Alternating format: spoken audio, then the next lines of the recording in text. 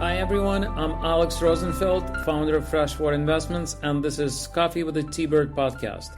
I sit down with fellow T-Birds who are making an impact in business, leadership, and entrepreneurship. Each episode features conversations that explore the pivotal moments, personal motivations, and lessons learned on their journeys. Whether you're a student, alum, or someone passionate about business and personal growth, you'll walk away with fresh ideas.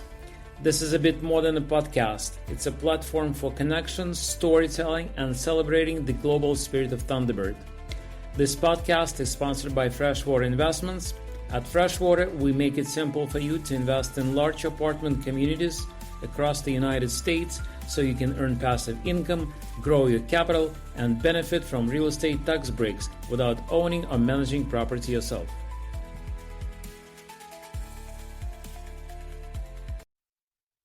Hello, everyone. My guest today is Joe O'Dowd, a 1981 graduate of Thunderbird. Before retiring, Joe was CEO of a food safety company, a consultant in agribiotech, and VP of product development at Embrax, later acquired by Pfizer. He launched his international career at Solvay Animal Health, leading teams across Asia, Latin America, and global marketing. Joe currently resides in Medellin, Colombia, enjoying retirement after a remarkable global career spanning biotech, business strategy, and leadership in both the corporate and nonprofit sectors. Joe recently made a transformative gift to establish the O'Dowd Postdoctoral Fellowship in Ocean Diplomacy and Leadership at Thunderbird. Joe, welcome to the show. Thank you, Alex. My pleasure. It's great to have you. Let's start with this transformative gift that you established at Thunderbird, and maybe if you can kind of educate us on what ocean diplomacy is. Well, the name Ocean Diplomacy and Leadership is kind of a catch-all name for a number of areas that are going to be covered by this fellowship. We've had a couple of discussions about the name, but it would have been simply too unwieldy. It's going to cover the areas of law of the sea, of blue economy, of ocean resource governance, and ocean resource technologies. So as you can imagine, it would be a little unwieldy to have a name covering all of that. Starts is going to depend a little bit on the candidate fellow and their area of expertise. But the idea is that this would provide the school with the seed money in order for them to expand on this. And ultimately, I've expressed my interest to them that I think I'd like to see a master's degree in global management and blue economy business and policy. Okay. Why was it important for you to establish this fellowship? Well, I've always had since my teenage years, I grew up in Southern California, and I was a snorkeler and scuba diver, and did that for a number of years. Obviously couldn't do much of that when I went to Thunderbird, but I've always maintained an interest in that, interest in the environment. My undergraduate degree was in Asian Studies and U.S. Diplomatic History in the Far East. In retirement, and with all the changes we've seen in the world and all the issues that are coming up, regardless of what one's position is on climate change, there are very real issues in the geopolitical sphere. There's more interest on the part of Russia in the Arctic and China in both the Arctic and the Antarctic. We have emerging technologies that are coming out that I'm afraid if they're not monitored, it could cause further environmental damage. I think all of these things are kind of linked in together. Specifically, how I got interested in this at this point in time was really sparked by Thunderbird's degree specialty in space policy and leadership. And I thought, that's all well and good, but I kind of belong to the Neil deGrasse Tyson school of thought that we've got some really immediate issues that we need to take care of here. One of my favorite quotes, I think it's from him, is he said, "It's easier to turn Earth back into Earth than it is to turn Mars or the moon into Earth." So I felt this was something that was quite frankly missing at Thunderbird. And I think that the school is showing tremendous leadership in its futures labs, particularly at ASU. And I felt this was an area that the school needed to step up on. And I felt it was an investment, worth an investment of my money and encouragement on my part to get them going in that direction, because I think there's some very critical issues that both in the business and the geopolitical sphere that that all human beings are going to face in the coming decades. So how do you establish a fellowship? Do you just call a school and tell them I'm interested in this topic and let's work together?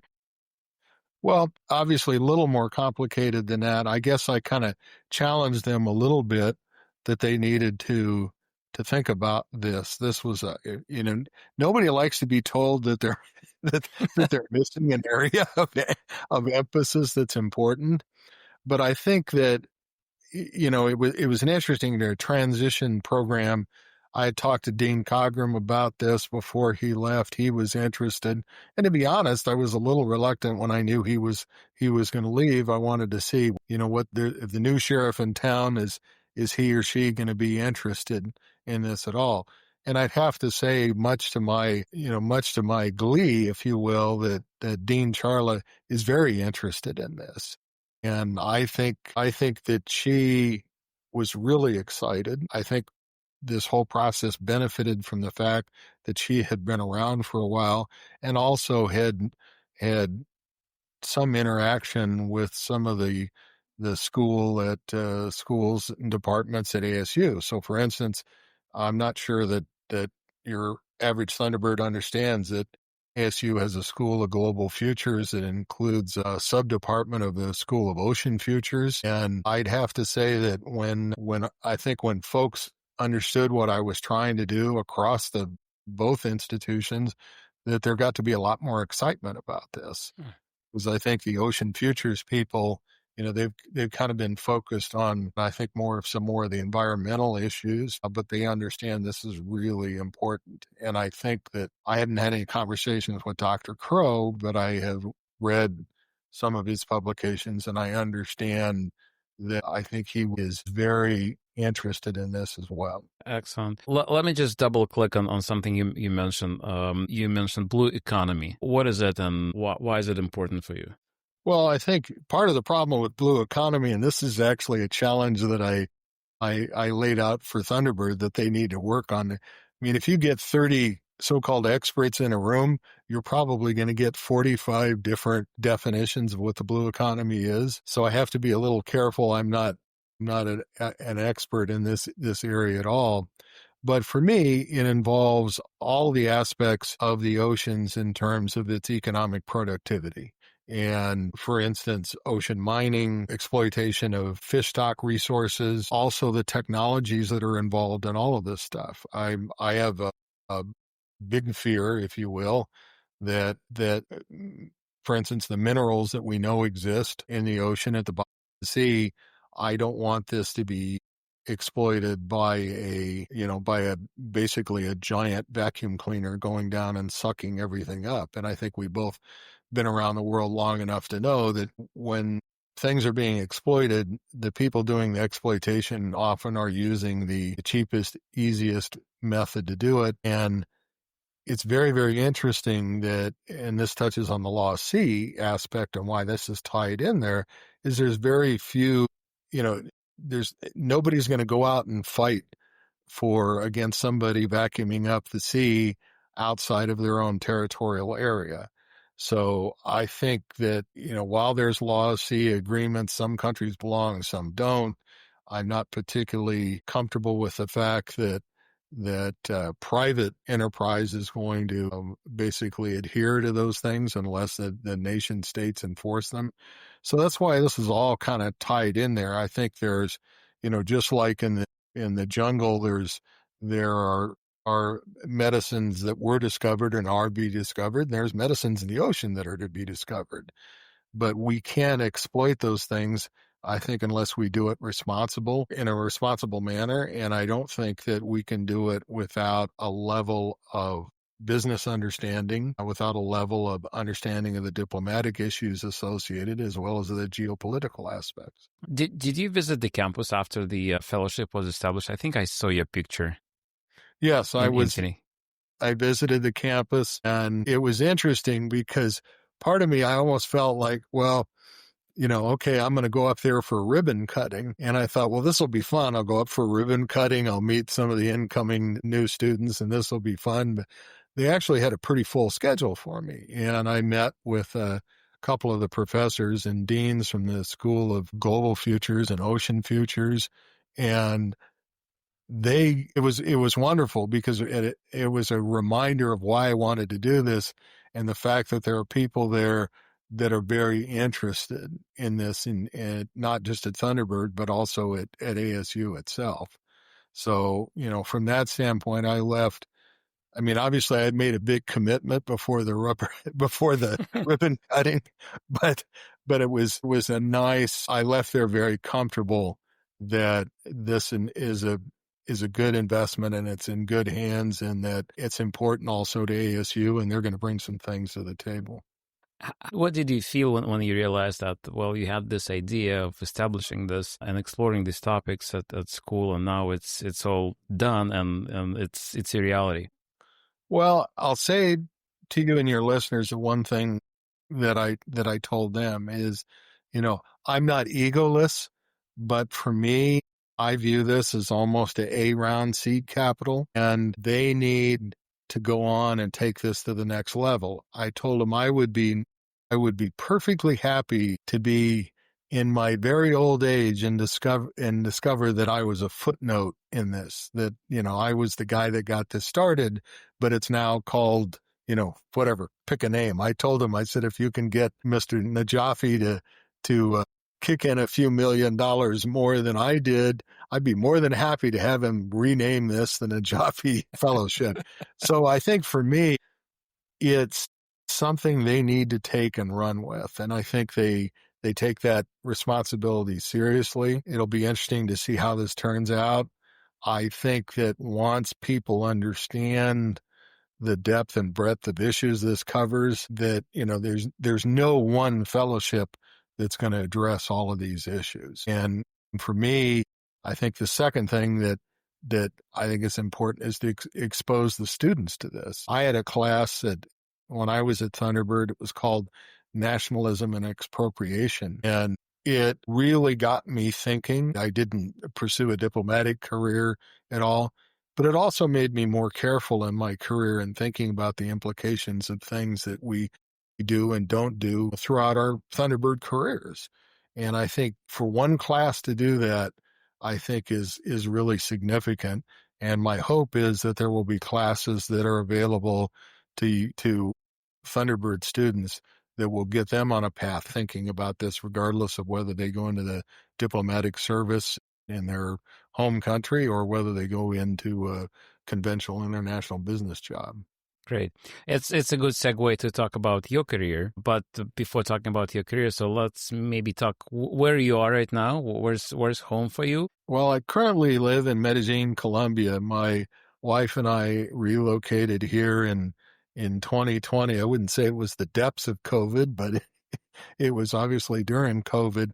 We had lived in New Orleans for a number of years, and my wife got tired of hurricanes, and my parents had passed, and her parents were getting a little older, and we felt it was important for her to get back home and be able to take care of her parents. Anybody that's spent any time in Latin America knows that families are everything here. So that was another adventure. And quite frankly, I enjoyed living overseas. I had lived overseas as a child. So for me, I viewed this as just another adventure for me. Can you give us a little picture of life in Medellin? I heard that it's a city of eternal spring. Is this right? It is. It's some people say they're bored by the constant weather. Having been born in Nebraska and lived in New Orleans, I can take a little weather stability, climate stability in my life. It rarely gets below 60 degrees Fahrenheit here, and rarely above 83 Fahrenheit, and that's 365 days a year. We have 2 rainy seasons that last a couple of months each time, but it's pretty nice to look out your window and see, even though Medellin is a big city, it's pretty nice to look out your window and see tropical parrots outside your window. And the cost of living here, although it's not as inexpensive as it used to be, it's certainly a lot cheaper than it is in other parts of the world, and certainly cheaper than in New Orleans for sure. So, from that standpoint, that's also in its own way allowed us to pull the trigger on some charitable contributions that we're making, because quite frankly, our cost of living here is in the tens of thousands cheaper than it was when we were in the United States. Right. What's your favorite things to do in Medellin? Well, I would have to say that I wouldn't say that I'm a coffee expert or a coffee snob, but trying new coffees, and that's not as easy here as you might think, because, probably 95% of the population in Colombia can't afford what we would call gourmet coffee. So sometimes it's a little harder here to find than you might imagine. But certainly exploring the coffee culture here, if you will, finding new things in regards to that. Food here, just about any international food that you might want is available here. And of course, I'm studying Spanish because over the course of my lifetime, I've studied probably 5 different languages, and some days I feel like all I've accomplished in that is lose some of my English and not become very conversant in any of those languages. So yeah, I mean, there's always something new and interesting here to see and do, and that's one of the things that I really enjoy here. I mean, we have a Botero Plaza in central Medellin is full of beautiful sculptures from Botero. I mean, those are the kinds of things, and it's also pretty entertaining if you're a student of history, as I guess I'm an amateur student of history, to follow the history and politics and see how the country is developing and the issues that they tackle. In some ways, Colombia in general, Medellin in particular, are far ahead of where some cities are in the United States in terms of their infrastructure and their policies and so on and so forth. And as you can imagine, in a number of areas, they're way behind where they should be. But those things, I always find those things fascinating, and whereas there are physical manifestations of that in terms of infrastructure, visiting those areas are always of interest to me. Where did you grow up? I was actually born in the Midwest of the United States. I was born in Nebraska, but when I was 11 years old, my father was sent to Rome, Italy to work at the U.S. Embassy. So I lived in Rome, Italy from 1966 to 1970. And I don't know what your demographics are of your audience, but it's very white. I would suggest that leaving the United States in 1966 and coming back in 1970, you talk about culture shock. I tell people the culture shock for me coming back to the United States in 1970 at the age of 15 was worse than moving to Rome, Italy at the age of 11. Because, basically when I left, Vietnam was almost a footnote on the nightly news if it made the news every night. And by 1968, obviously major protests around the world, including Italy. Drug use had exploded in the United States when I came back. So it was quite a transition for that. So it was not a positive shock. It was more on the negative side. Yeah, I would say it was more of a negative shock. And of course we moved to Los Angeles. I moved to Southern California. So that was obviously a culture change in itself. And that's actually how I got into scuba diving. I met a guy who's unfortunately passed who talked me into scuba diving. And that was my release from all of this stuff, all the stresses and strains of being a normal teenager, and also of all the kind of cultural shocks that were going on at the time. How did it impact you, moving from Italian school system to U.S. school system? Well, you remember the big difference between those two? Well, I went to, it's no longer in existence, but I went to a school in Rome. It was called Notre Dame International School for Boys. And it was run by the Catholic Brothers of the Holy Cross. I'll tell you that the shock that was coming back was we had to wear coats and ties and long sleeve shirts. And I remember that everybody thought the sky was going to fall in when they allowed us to wear short sleeve shirts occasionally and even non-white shirts. So we wore a blue shirt with her. But that was that was an interesting time. I mean, it didn't mean much to me at the time, because I was a normal teenager. I didn't keep track of these things. But one of my classmates was, Freddie De Laurentiis, who unfortunately has passed. One of the other kids in the school who was younger than I was I think it was J. Paul Getty. I think it was the fourth. To go from a button-down conservative Catholic grade school / high school to Southern California, 1970, even though it was a Catholic high school, it wasn't a lot different than a lot of the other, even the public high schools at that time. That was also quite a culture shock. How did you? You said that you dealt with it by being involved in scuba diving. And you still diving, or you had a long career of diving? Well, I pretty much gave up on the diving aspect. I snorkeled for a number of years. I was fortunate to have a Thunderbird. It was husband and wife Thunderbirds who had a house on the U.S. Virgin Islands. And so that was wonderful for snorkeling and so on and so forth. But I pretty much got away from the diving aspect, and probably the last 30 years, it's been mostly snorkeling. It's still, it's hard for me to go back to the Virgin Islands because I have gone enough over the years to see the changes in the coral reefs there. And that can be a little bit heartbreaking. And that is another impetus why I wanted to do something to affect change. And I think that, if you can do something, I think doing something while you're alive to enjoy it and maybe even steer the process a little bit. I'd have to tell you, Alex, that Thunderbird was in my will, but basically this process was moving that. I was in a position to kind of move that donation forward, if you will, and use it in a manner to affect change. And had something happen to me and my executor had written him a check, this wouldn't have occurred. So I took a lot of satisfaction out of that, being able to encourage them to do something that I felt was important rather than just them getting a check, hopefully a long time from now, and doing what they wanted to with it. Yeah. Well, so how did Thunderbird got in the picture? How did you learn about Thunderbird and decide to go there? When I was an undergrad at Cal State Northridge in the San Fernando Valley, as I mentioned, in Asian Studies, Chinese History undergrad, and I went in the master's program at Chinese History at Cal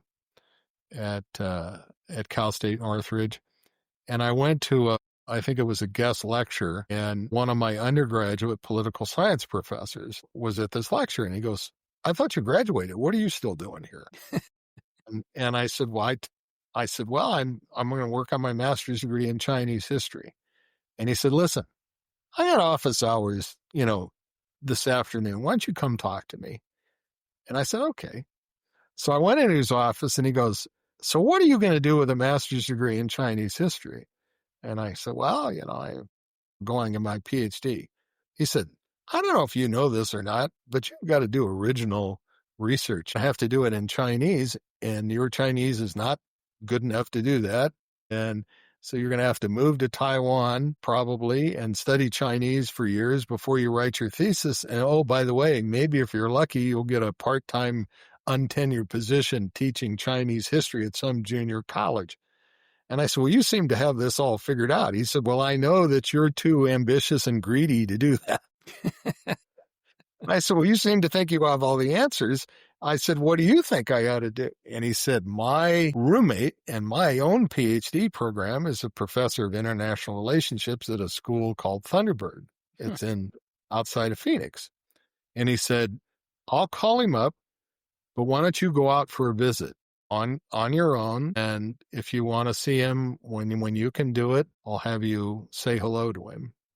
So I talked a friend of mine into going out to visit Thunderbird. And of course I had an old Fiat convertible that didn't have air conditioning. So we drove through the desert during the night, all night long, got into Thunderbird, I think at about 7:00 in the morning, wandered into the then cafeteria and saw all these people in business suits and looked like they were stressed as hell. And I turned to my friend, I said, listen, we can have breakfast and go back. I said, this is insane. It's 5,000 degrees outside. These people are in coats and ties and women in business suits. They all look like stressed as hell. And I said, no, this is not for me. He said, no. He said, so anyway, long story short, it turned out it was final exam week and there were interviews going on.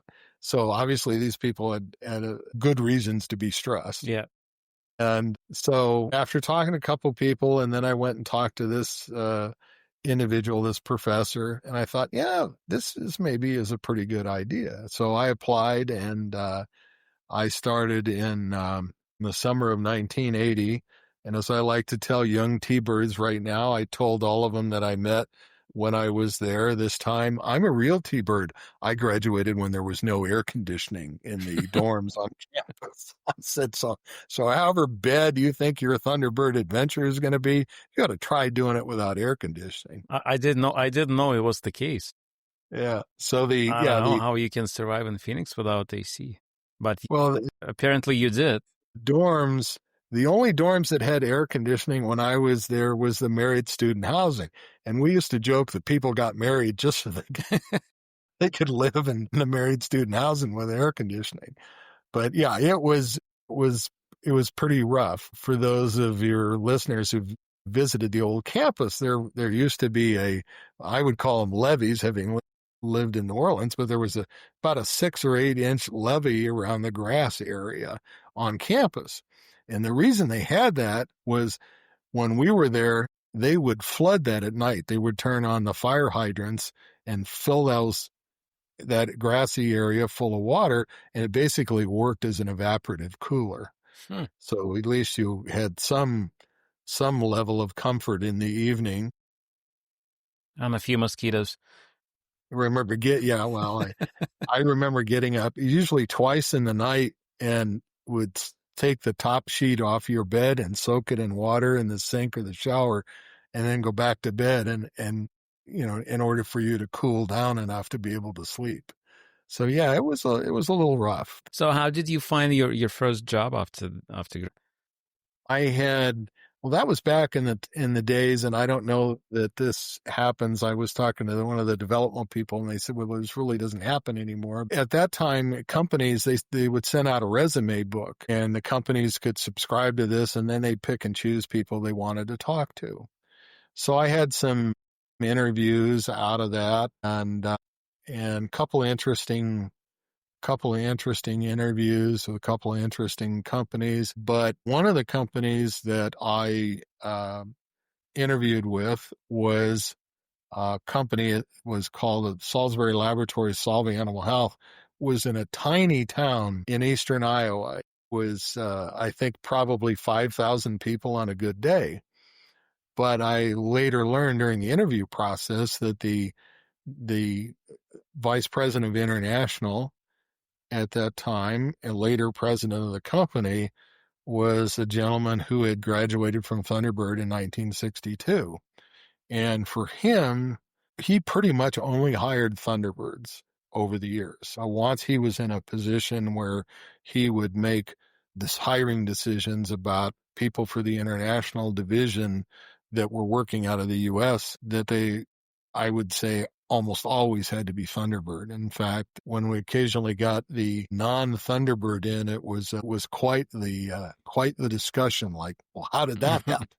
But he later told me, he said, when I was doing the hiring, he said, you don't only have to talk to Thunderbirds or hire Thunderbirds, but you must go to Thunderbird to interview first, and then if you feel you have to go somewhere else, then you need to come explain to me why you couldn't find a Thunderbird. So that little company, they hired me to go to Singapore. So I knew my time in this small little Iowa town was a stepping stone to the regional office in Singapore. And I spent 5 years in Singapore before another Thunderbird, who was at that time heading up the international division, asked me to come back and work with his team and be the international marketing manager for that company. And that I did that for a number of years. And then Solve restructured their business. Well, how many of your listeners have had experience with European matrix organizations, excuse me, but you usually have a Solve, in this case, a regional boss or country boss who's not necessarily part of your specific business area. So you wind up kind of having two bosses, an administrative boss, if you will, an operational boss, and then your in my case, your animal health boss. I went down to Brazil after a number of years in the U.S. and helped them set up and expand their export activities out of the Brazilian manufacturing facility. And then I went to Argentina to take over Solve Animal Health Argentina, because we're trying to restructure that operation there as well. And at that point in time, it just about gotten that the way I wanted it. And Solve decided to exit the animal health business. So I came back to the United States, and there was a small startup company in Research Triangle Park that had a technology for vaccinating chickens while they were still in the embryo stage in the egg. And I had tried to acquire distribution rights for their product in Latin America. And the interview with them was basically, listen, did you believe all these stories you told us? And I said, well, what do you mean? He said, well, in the United States, this is a labor savings product, and not not so much in a technology sale, if you will. And said, you've done some homework here and you kind of understand that there are issues there. And I said, well, I believe I can convince people to go ahead and use this technology. Because obviously, selling it as a labor savings device in Latin America isn't going to fly. So it's got to fly in its scientific merits and its health merits. And so they said, well, if you really believe this, and I said, well, I do. They said, well, why don't you come on board, head up our Latin American operations? So that's what I did, and was there for a little less than 10 years. The company had licensed a vaccine technology from Pfizer that Pfizer had spent any number of years on trying to develop.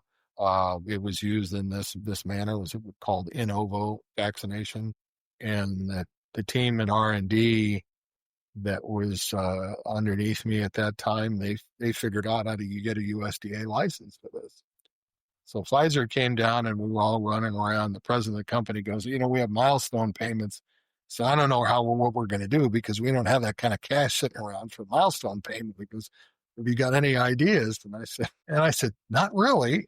And he said, well, let me go to dinner with these guys and see how bad it is. And then at that dinner, Pfizer offered to buy the entire company. So, so my originally I retired at 52. And got a little bored. But then you realize maybe it's a little too early. Well, I got a little bored. And my father was alive at that time. He spent the last, 8 years of his life, he spent 4 years of that telling me that I was going to kill myself because I was working too hard. And then when the Pfizer bought the company out and I didn't go back to work, he spent the next 4 years trying to tell me I needed to go back to work. So I did a little consulting and wound up at a small food safety startup in Louisiana, and actually missed a board meeting due to weather. I couldn't get out of Atlanta and went back to, at that time I was still living in North Carolina, and they called me up and they said, well, we got good news and bad news for you. And I said, well, what's that? And they said, well, we're eliminating your business development position. I said, oh, okay. Well, it's not like I was going to be out on the street starving or whatever. And I said, well, what's the good news? And they said, well, this may actually be the bad news. I said, well, what do you mean? He said, you're our new CEO. Okay. So that's why I advise people never to miss board meetings. So anyway, we did that for a while. That was pretty interesting in the sense that the venture capitalists who were behind the company had been in it for a while, and they were kind of equally split between your classic California venture capitalists and Louisiana venture capitalists. And let's just say Well, I have, sorry to interrupt you, I have a good idea about California venture capitalists. What are the Louisiana venture capitalists like? well, these guys, this guy primarily, but these guys have a much longer timeline. For them, this was, most of this money came from a very old Louisiana family, not the McElhaney family, was not Tabasco, but it was their view of this. It was, we're here to take care of Louisiana, create jobs in Louisiana, whatever. And I remember the first time I ran into one of these guys, and he was having a particularly difficult day. And I said, well, what's going on? He said, well, if you allow me to vent. I said, well, sure. He goes, I have an investment that I put a couple of $1 million into, and I think it's grown to, I think my piece, I forgot, some astronomical figure. It was probably $50 million. And he said, so they want to sell out, and they want to move they want to buy me out, and they want to move the company to Boston. And he said, I didn't get into this to create jobs in Boston. I got into this to create jobs and good jobs in Louisiana, to bring new technologies to Louisiana. And he said, I'm not interested in $50 million that puts a bunch of Louisiana citizens out of work. That's not on for me. So he had he was as close to I think Ronald Reagan had an expression once. He said, I'm a supply side social worker. And I think these guys were really that way. They cared passionately about creating jobs in Louisiana. And if it took, the venture capitalists in California, had a much shorter timeline. The guys in Louisiana had a much longer timeline. If it took 4 or 5 years longer, I wouldn't say that it wasn't that they didn't care, but for them, it was all part of a business trade-off of what they were ultimately trying to accomplish. And that was, Louisiana in the ranks of a technology position. Okay. So that was kind of the key difference.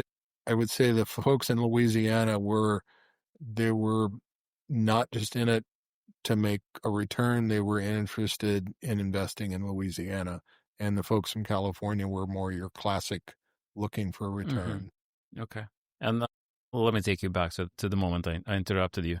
You were working with both of them. Yeah. So that was a cultural experience because, on one hand, the folks from California, they were like saying, you got X period of time to turn this around, or we want to, sell the technology, force a sale and recoup and move on to something else. And the folks in Louisiana didn't want to do that. So that was kind of an interesting juggling act, if you will, to get them going. But eventually they decided that it was time we all convinced each other that it was time to move on and then to sell the technology off. It was an interesting thing in the sense that the intellectual property and I learned this the hard way, I guess the good way, when I was at the company in North Carolina, Embrex, the security of the intellectual property was ironclad. And I think at one point in time, in fact, I think till the day the company was sold, we were 7-0 in intellectual property disputes.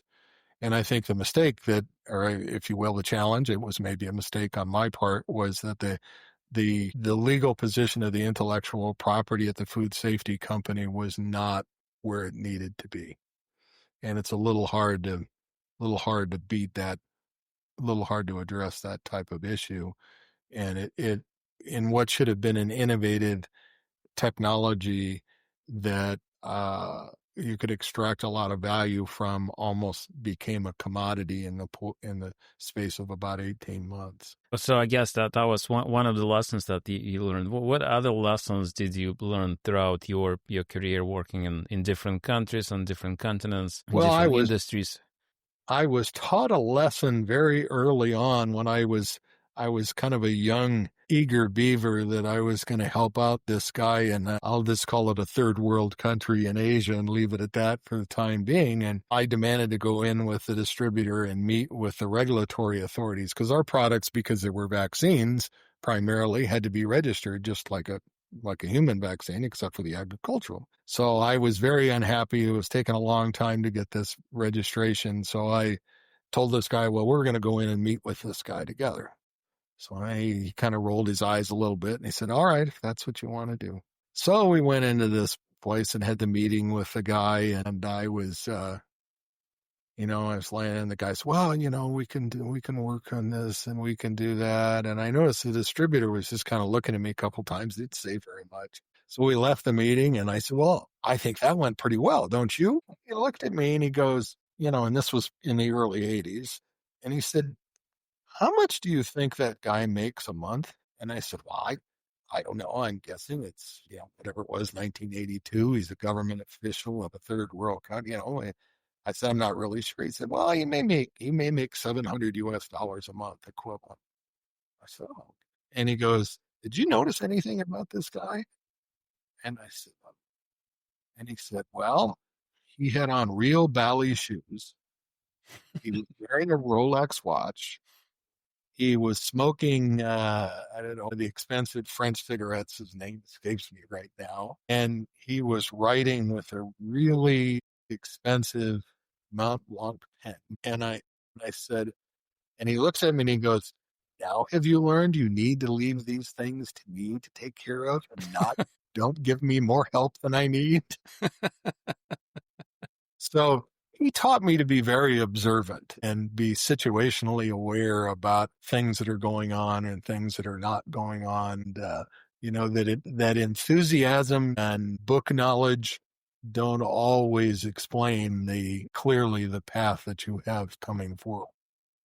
Oh, that's great. Well, I think it's almost time to wrap up, and before we do it, I'm going to have a few quick questions. Sure. What advice would you give to yourself, to a 20-year-old self, giving all your experience, all your knowledge today? I would say, and this kind of stems back a little bit what we were discussing previously, be very aware that if you listen closely, if you watch closely, you will almost always learn the truth that you need to know to take good business decisions. I think that was fortunate enough to learn that, I think, pretty early on, and that has served me well over the years. I think the other thing is that, and I told the young T-Birds this, I moderated an young alumni panel when I was there, and I said, when I was interviewing for Thunderbirds, I didn't care where they went to undergrad. I didn't care what their degree was in. I didn't care what their grade point average was. I wanted to know how well they interviewed and how well they were able to deal with some pretty fundamental issues during the interview process. So I think that learning how to interview, practicing interviewing, and understanding that person across from the table, they have a pretty serious decision ahead of them. If they're going to take a risk on you, you have to give them a reason to take that risk. Got it. Well, do you have a message for our Thunderbird community, alumni or students? I think the alumni in the time we have left, the alumni, nobody loved the old campus more than I did. I'm sure equal to it. I have, even without air conditioning, I have great memories of the place. I have great memories of the pub. I have great memories of some of the faculty. But I know a lot of people have a really tough time with the fact that Thunderbird is part of ASU. I don't think they should. Certainly did a lot of research before I wrote this check, and I have, as I mentioned earlier, I've had some pleasant insights, if you will, and meetings since I wrote the check. I tell people who are angry at ASU, they should not be angry at ASU.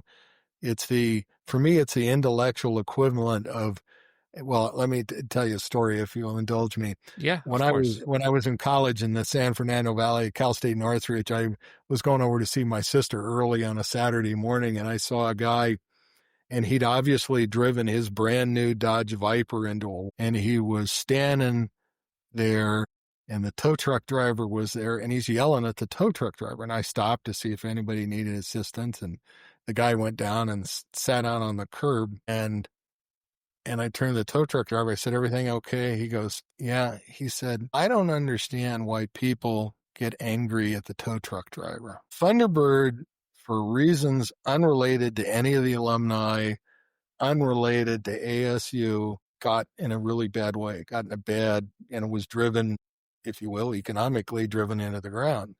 And blaming ASU for showing up is a little bit like blaming the tow truck driver."